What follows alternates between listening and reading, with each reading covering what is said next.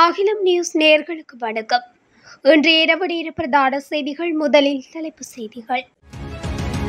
இலங்கைக்கு வருகை தரும் சுற்றுலா பயணிகளின் எண்ணிக்கை அதிகரிப்பு.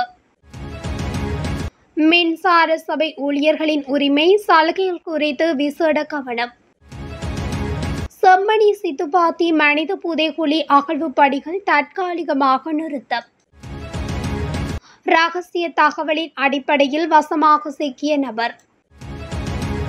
கொச்சிக்கடை தேவாலயத்தில் வழிபட சென்ற நபரின் மோசமான செயல், வெளியான சிசிடிவி காணொளி. வீடொன்றுக்குள் நிர்வாணமாக நுழைந்த நபர், அதிர்ச்சியில் அலறிய சிறுவன். முச்சக்கர வண்டி லொரியின் பின்புறத்தில் மோதி இருவர் காயம்.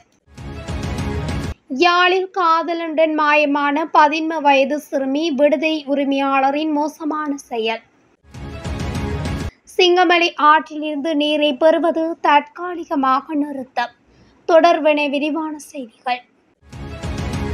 2025 ஜூலை மாதத்தின் முதல் 6 நாட்களில் 36,002 சுற்றுலா பயணிகள் இலங்கைக்கு வருகை தந்துள்ளதாக இலங்கை சுற்றுலா அபிவிருத்தி அதிகார சபை தெரிவித்துள்ளது.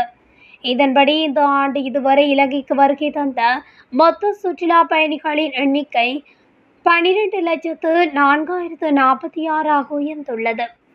கடந்த 2024 ஆண்டில் 12 லட்சத்துக்கும் மேற்பட்ட சுற்றுலா பயணிகள் ஆகஸ்ட் மாதத்தில் பதிவாகியிருந்தனர். இந்த ஆண்டு முந்தைய ஆண்டை விட வேகமாக சுற்றுலா பயணிகளின் எண்ணிக்கை உயர்ந்து வருவது சுற்றுலாத்துறையில் மீட்சியை பிரதிபலிக்கிறது.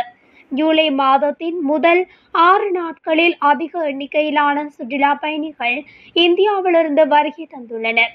இலங்கை சுற்றுலா அபிவிருத்தி அதிகார சபை வெளியிட்ட தரவுகளின்படி இந்தியாவிலிருந்து 8,053 சுற்றுலா பயணிகள் இலங்கை வருகை தந்துள்ளனர். இதனைத் தொடர்ந்து ஐக்கிய ராஜ்யத்திலிருந்து 3,562 பேர், ஆஸ்திரேலியாவிலிருந்து 2,674 பேர் மற்றும் சீனாவிலிருந்து 2,362 பேர் இலங்கைக்கு வந்துள்ளனர். இலங்கை மின்சார சபையின் மறுசீரமைப்பு தொடர்பான சட்டத்திருத்தம் மற்றும் திட்டம் தொடர்பாக தொழிற்சங்க பிரதிநிதிகளுக்கும் வலுசக்தி அமைச்சருக்கும் இடையே கலந்துரையாடல் நடத்தப்பட்டுள்ளது. இலங்கை மின்சார சபை மறுசீரமைப்பு திட்டத்தில் ஊழியர்களின் உரிமைகள் மற்றும் சலுகைகளை பாதுகாப்பதில் கவனம் செலுத்தப்பட்டதாக வலுசக்தி அமைச்சு ஒரு அறிக்கையில் தெரிவித்துள்ளது. இலங்கை மின்சார சபையுடன் தொடர்புடைய 42 தொழிற்சங்கங்களின் பிரதிநிதிகள் இந்த கலந்துரையாடலில் சேருமாறு அறிவிக்கப்பட்டுள்ளதாக வலுசக்தி அமைச்சு தெரிவித்துள்ளது. யாழ்ப்பாணம் செம்மணி சித்துப்பாத்தி மனித புதைகுழியில் முன்னெடுக்கப்பட்டு வரும் 2ஆம் கட்ட அகழ்வு பணிகள் தற்காலிகமாக இன்றுடன் நிறுத்தப்பட்டுள்ளது.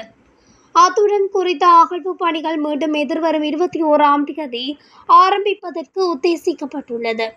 24 நாட்கள் நடைபெற்ற 1ஆம் மற்றும் 2ஆம் கட்ட அகழ்வு பணிகளில் தடயவியல் அகழ்வாய்வு தளம் ஒன்றில் 63 மனித எலும்புக்கூடுகளும், தடயவியல் அகழ்வு ஆய்வு தளம் 2இல் 2 மனித எலும்புக்கூடுகளுமாக மொத்தமாக 65 மனித எலும்புக்கூடுகள் முழுமையாக அகழ்ந்து எடுக்கப்பட்டுள்ளது. யாழ்ப்பாணம் செம்மணி சித்துப்பாத்தி இந்து மயான மனித புதைகுழியின் அகழ்வு பணிகள் யாழ்ப்பாண நீதவான் நீதிமன்ற நீதிபதி ஏ ஆனந்தராஜாவின் முன்னிலையில் தொல்லியல் துறை பேராசிரியர் ராஜ் சோமதேவா, சட்ட வைத்திய அதிகாரி செல்லையா பிரணவன் ஆகியோரின் பங்கேற்போடு முன்னெடுக்கப்பட்டு வருகின்றமை குறிப்பிடத்தக்கது. லிந்துலை மட்டுக்களை பகுதியில் மதுபான போத்தல் ஒரு தொகையுடன் நபர் ஒருவர் கைது செய்யப்பட்டுள்ளார். குறித்த நபர் நேற்று நுவரெலியா பிரதேச ஊழல் தடுப்பு பிரிவின் அதிகாரிகளால் கைது செய்யப்பட்டுள்ளதாக லிந்துலை போலீசார் தெரிவித்தனர்.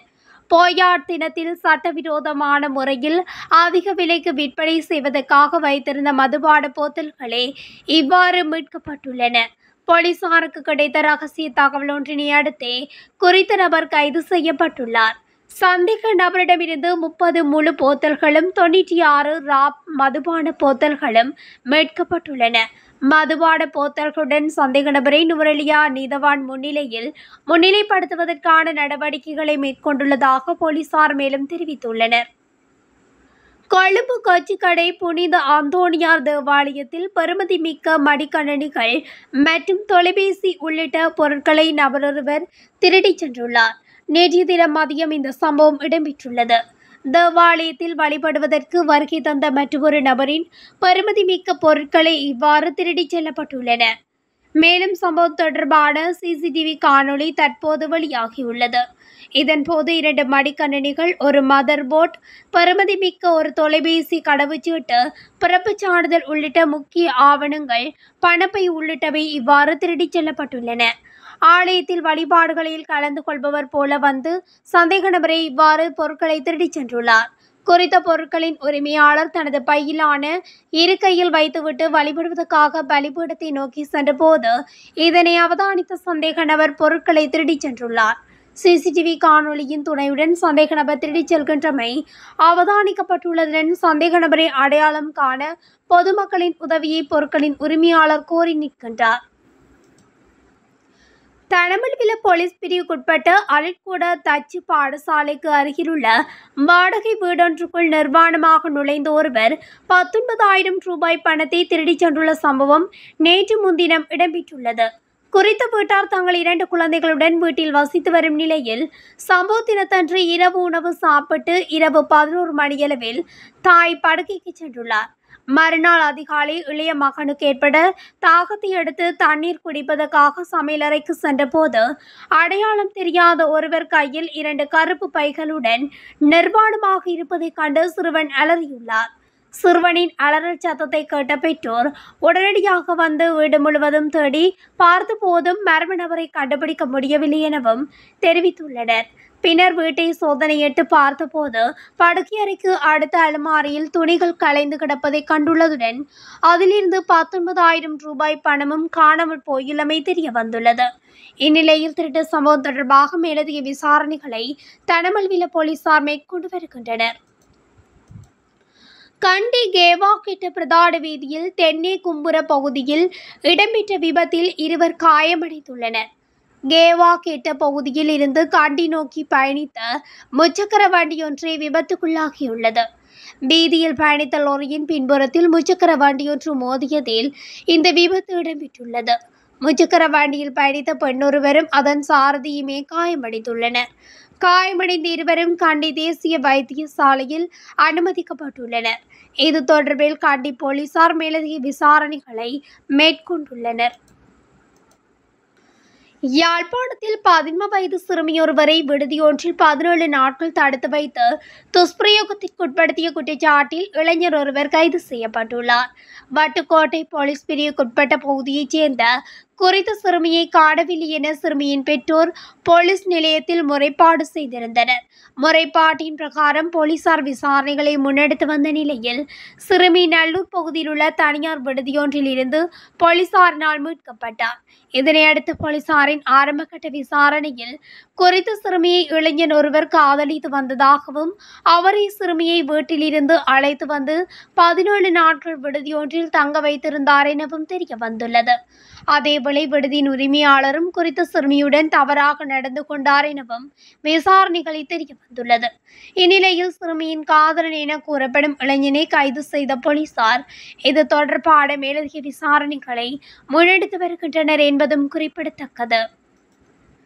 ஹட்டன் நகருக்கு சிங்கமலை ஆற்றிலிருந்து நீர் பெறுவது தற்காலிகமாக நிறுத்தப்பட்டுள்ளதாகவும் பயனாளர்களுக்கு விநியோகிக்கப்படும் நீர் விநியோகம் 2 மணி நேரம் குறைக்கப்பட்டுள்ளதாகவும் ஹட்டன் நீர் விநியோக சபையின் பொறுப்பதிகாரி லால் விஜயநாயக்க தெரிவித்துள்ளார். ஹட்டன் நகருக்கு விநியோகிக்கப்படும் நீர் சிங்கமலை ஆற்றில் இருந்தே பெறப்படுகிறது. இந்நிலையில் நேற்று முன்தினம் குறித்த ஆற்றில் 17 வயது மாணவன் தவறி விழுந்து உயிரிழந்து சடலமாக மீட்கப்பட்டார். இதனையடுத்து சிங்கமலை ஆற்றில் இருந்து நகருக்கு நீர் பெறுவதை ஹட்டன் நீர் விநியோக சபை நிறுத்தியிருந்தது. இன்று அம்பகமு பொது சுகாதார வைத்திய அலுவலக அதிகாரிகள், பொது சுகாதார ஆய்வாளர் சவுந்தர் ராகவன் மற்றும் நீர் விநியோக சபை அதிகாரிகள் உள்ளிட்ட குழுவினர் சிங்கமலை ஆற்றில் கள ஆய்வு மேற்கொண்டனர். இதனையடுத்து ஆற்றின் நீர் மாதிரி பகுப்பாய்விற்காக எடுக்கப்பட்டதுடன் ஆய்வறிக்கை கிடைத்த பின்னர் மேலதிக நடவடிக்கைகள் மேற்கொள்ளப்படும் எனவும் லால் விஜயநாயக்க தெரிவித்துள்ளார். அதுவரை ஹட்டன் நகருக்கு 8 மணி நேரம் விநியோகிக்கப்பட்ட நீர் விநியோகம் 2 மணி நேரம் குறைக்கப்பட்டு 6 மணி நேரமாக விநியோகிக்கப்படும் எனவும் ஆய்வறிக்கை கிடைக்கும் வரை சிங்கமலை ஆற்றில் இருந்து நீர் பெறப்படாது எனவும் அவர் கூறினார். இத்துடன் அகிலம் நியூஸின் இன்றைய பிரதான செய்திகள் நிறைவடைகின்றன. தொடர்ச்சியாக செய்திகளை அறிந்து கொள்ள அகிலம் நியூஸ் ஊடகத்துடன் இணைந்திருங்கள். நன்றி, வணக்கம்.